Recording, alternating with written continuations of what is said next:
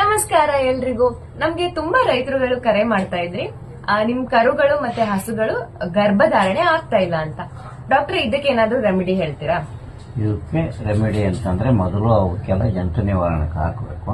ಆಮೇಲೆ ಹುಳ್ಳಿಕಾಳನ್ನು ಮೊಳಕೆ ಕಟ್ಟಿ ಒಂದು ಪಾವಷ್ಟು ದಿನ ಅವಕ್ಕೆ ತಿನ್ನಿಸ್ತಾ ಬರಬೇಕು.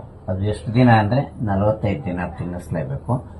ಪುನಃ ಅವು ಗಬ್ಬ ಬಂದಾಗ, ಈಟಿಗೆ ಬಂದಾಗ ಅವು ಗರ್ಭ ನಿಲ್ಲೋ ಚಾನ್ಸಸ್ ಬಹಳ ಜಾಸ್ತಿ ಇರುತ್ತೆ. ಇದನ್ನ ಖಾಲಿ ಹೊಟ್ಟೆಲಿ ಕೊಡ್ಬೇಕಾ ನಾವು? ಯಾವ ರೀತಿ ಕೊಡ್ಬೇಕು?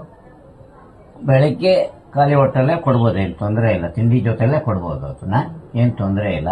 ಅದೇನಾದ್ರೂ ಆಕಸ್ಮಿಕ ಕೆಲವು ಹಸುಗಳಲ್ಲೇನು ಜೀರ್ಣ ಆಗದಲ್ಲಿ ಸಗಣಿಲ್ ಬರೋ ಚಾನ್ಸಸ್ ಇರುತ್ತೆ.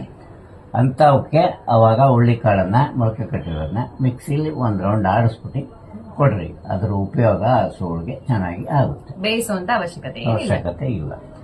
ರೈತರೇ, ತಪ್ಪದೇ ಈ ರೆಮಿಡಿನ ಮಾಡಿ ನೋಡಿ. ನಿಮ್ಗೆ ಈ ರೆಮಿಡಿ ವರ್ಕ್ ಆದ್ಮೇಲೆ ಇದೇ ವಿಡಿಯೋಗೆ ಬಂದು ಕಮೆಂಟ್ ಮಾಡಿ. Thank you.